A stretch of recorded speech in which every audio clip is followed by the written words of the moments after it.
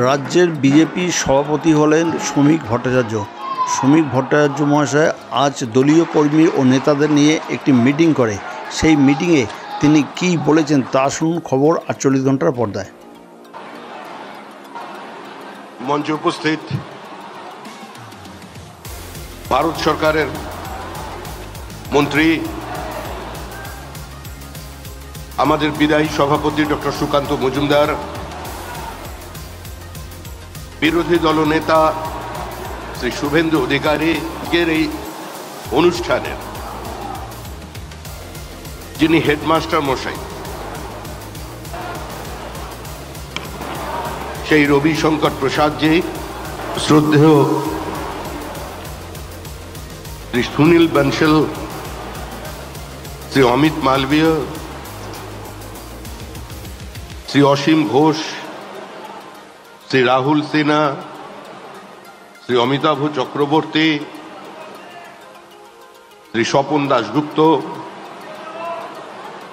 শ্রী দীনেশ ত্রিবেদী, শ্রীমতী দেবশ্রী চৌধুরী, মঞ্চে উপস্থিত আমাদের দলের প্রত্যেক পদাধিকারী, সাংসদ, যারা পশ্চিমবঙ্গের বিভিন্ন প্রান্ত থেকে আজকে এখানে সমবেত হয়েছে, প্রত্যেককেই আমার আন্তরিক শুভেচ্ছা জানাই। বিজেপি যেখানে পৌঁছেছে, এই পৌঁছানোর পথটা খুব একটা মসৃণ ছিল না।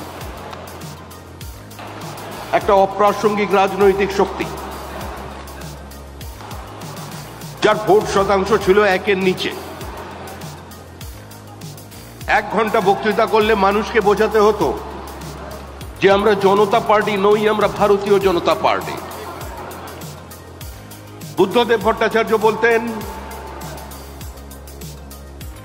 যে রাজনৈতিক দলের বিধানসভায় কোনো প্রতিনিধিত্ব নেই, আমরা তাদের সর্বদলীয় বৈঠকে ডাকি না। আজকে সেই অবস্থান থেকে আমরা যাত্রা শুরু করেছিলাম। আমরা সীমিত শক্তি নিয়ে বাংলার মানুষকে বলেছিলাম আমরা পশ্চিমবঙ্গের রাজনীতিতে থাকতে এসেছি, চলে যেতে আসেনি। আমরা বাংলার রাজনীতির নির্দিষ্ট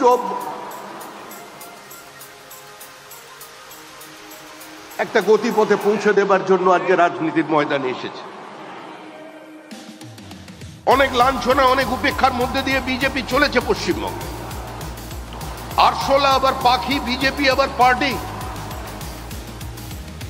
ইন্দিরা গান্ধীর মৃত্যুর পর 242টা আসনে প্রতিদ্বন্দ্বিতা করে আমরা মাত্র 2টো আসনে জয়লাভ করেছিলাম। সেদিন অনেকে বলেছিলেন অটল বিহারী বাজপেয়ী রাজনীতি থেকে সন্ন্যাস নেবেন, লালকৃষ্ণ আদবানি আবার কলম লিখবেন, বিজয় রাজে সিন্ধিয়া ধর্মকর্মে মন দেবেন।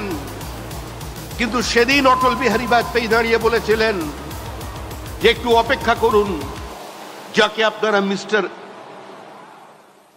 প্রেস বলে, ক্লিন বলে সামনে নিয়ে এসেছেন, তিনি মিস্টার ক্লাউন হয়ে ভারতবর্ষের মানুষের সামনে দাঁড়িয়ে পড়বেন।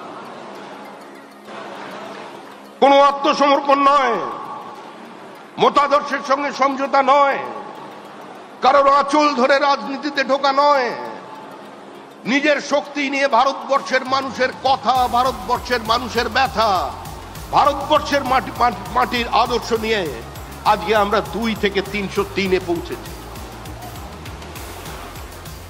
যে পশ্চিমবঙ্গে একদিন বিজেপি ছিল অপান্তেয় শক্তি, পোলারাইজেশন পলিটিক্সে আমরা প্রান্তিক ছিলাম,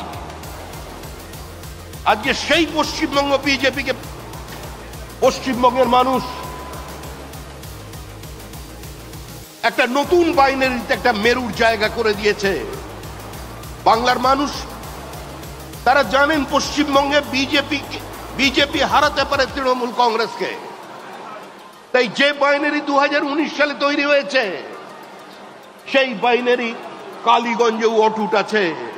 বিজেপি তৃণমূলকে হারাবে, তৃণমূল হারবে, তৃণমূল হারতে চলেছে, তৃণমূলের বিসর্জন অবশ্যম্ভাবী।